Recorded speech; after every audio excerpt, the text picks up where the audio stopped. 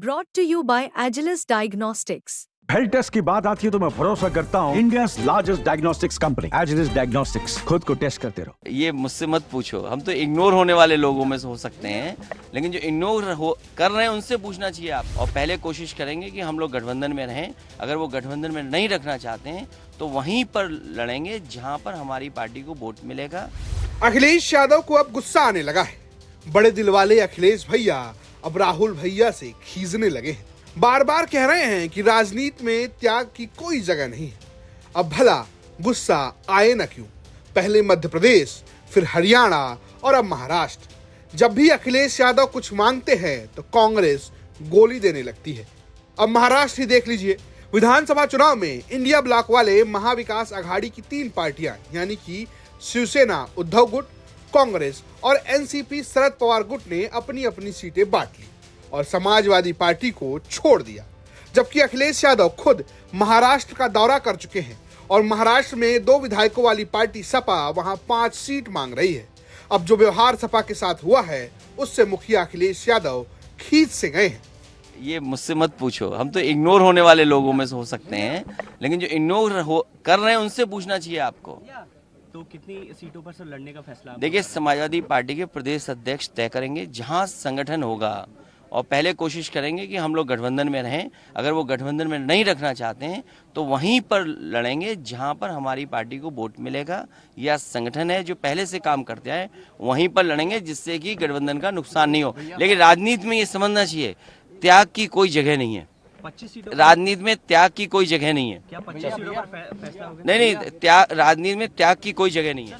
दरअसल महाराष्ट्र विकास अघाड़ी के सीट बंटवारे को लेकर सपा के महाराष्ट्र प्रदेश अध्यक्ष अबू आजमी लगातार अपनी मांग रख रहे हैं। 5 सीटों की डिमांड सीधे कर रहे हैं।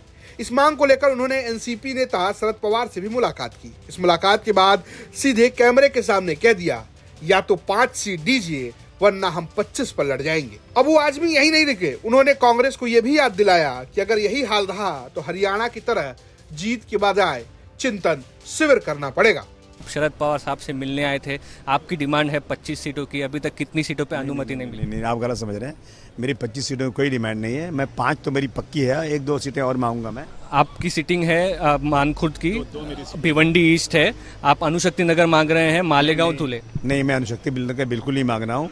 ये सीट पवार साहब की है। अगर वो देना चाहें मुझे तो मैं उनका थैंक यू बोलूँगा, नहीं देना चाहेंगे तो मुझे कोई एतराज़ नहीं है। मैं वही सीटें मांग रहा हूँ जो महायुति में जितने भी हमारे एलाइज हैं उनकी सीटें, नई सीटिंग है, वही सीटें मांग रहा हूँ। और मैं गारंटी से कह रहा हूँ कि अगर मेरी 5 सीटें जो मैंने पक्की किया है वो अगर समाजवादी को मिलेगी तो महाविकास अघाड़ी के 5 एमएलए बढ़ेंगे, और उसमें अगर आपने थोड़ा खुर्द-बुर्द किया ना तो 5 आपके एमएलए और कम होने वाले हैं। बिल्कुल। तो बात हो पाई, मीटिंग हो पाई पवार साहब? नहीं, पवार साहब ने बोला कि अभी कांग्रेस के हाथ में वो सीटें, कुछ कांग्रेस और कुछ शिवसेना के हाथ में है, जो ये लोग पहले बांट लिए हैं, बाद में हमको देंगे सीट। ऐसा ये कोई तरीका ही नहीं है। बात करना चाहिए कायदे से पहले। तो अभी बोले एक दिन रुक जाओ, कल दोपहर तक नहीं मानेंगे, नहीं करेंगे तो मैं 25 सीटें लड़ाऊंगा।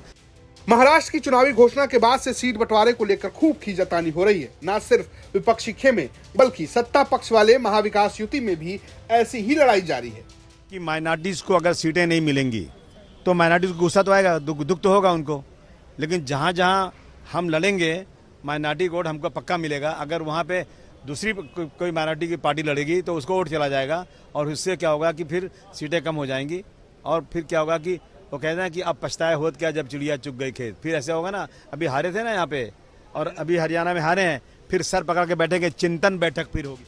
इस लड़ाई में देखने वाली बात यह है कि अखिलेश यादव की सपा को गठबंधन में कितनी सीटें मिलती हैं, या वो गठबंधन से बाहर लड़ते नजर आते हैं। मुंबई से मुस्तफा शेख की रिपोर्ट, यूपी तक।